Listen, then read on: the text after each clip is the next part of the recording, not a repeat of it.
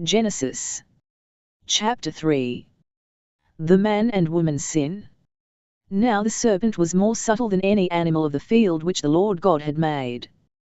He said to the woman, Has God really said, You shall not eat of any tree of the garden?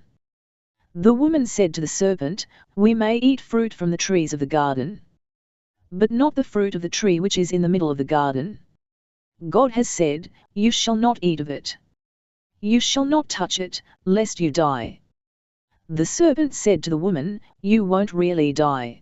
For God knows that in the day you eat it, your eyes will be opened, and you will be like God, knowing good and evil. When the woman saw that the tree was good for food, and that it was a delight to the eyes, and that the tree was to be desired to make one wise, she took some of its fruit and ate. Then she gave some to her husband with her, and he ate it, too. Their eyes were opened, and they both knew that they were naked. They sewed fig leaves together, and made coverings for themselves. They heard the Lord God's voice walking in the garden in the cool of the day, and the man and his wife hid themselves from the presence of the Lord God amongst the trees of the garden. The Lord God called to the man, and said to him, Where are you? The man said, I heard your voice in the garden and I was afraid, because I was naked, so I hid myself. God said, Who told you that you were naked? Have you eaten from the tree that I commanded you not to eat from? The man said, The woman whom you gave to be with me, she gave me fruit from the tree, and I ate it. The Lord God said to the woman, What have you done? The woman said, The serpent deceived me, and I ate.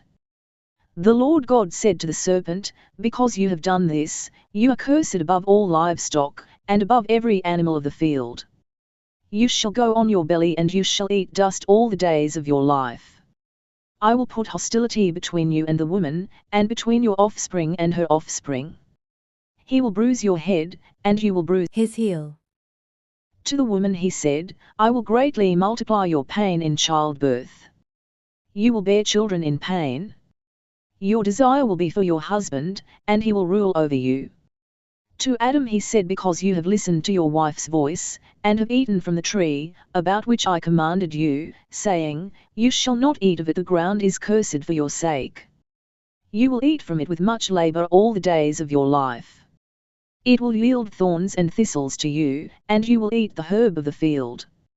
You will eat bread by the sweat of your face until you return to the ground, for you were taken out of it. For you are dust, and you shall return to dust. Paradise lost, God's judgment. The man called his wife Eve because she would be the mother of all the living. The Lord God made garments of animal skins for Adam and for his wife, and clothed them. The Lord God said, Behold, the man has become like one of us, knowing good and evil. Now, lest he reach out his hand, and also take of the tree of life, and eat, and live forever. Therefore the Lord God sent him out from the Garden of Eden, to till the ground from which he was taken. So he drove out the man, and he placed cherubim at the east of the Garden of Eden, and a flaming sword which turned every way, to guard the way to the tree of life.